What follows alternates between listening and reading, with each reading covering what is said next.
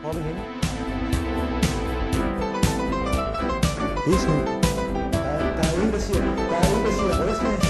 Hvorfor siger du rødsnæs? Det er sådan, når vi læser evalueringer af de her. Og hvem passer så mit arbejde, der skal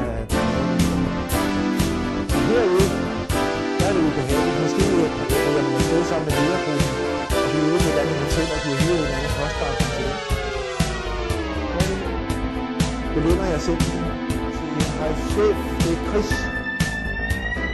Jeg synes ligesom, jeg tænker om at tale sammen. Vi får 2 forskellige afdelinger.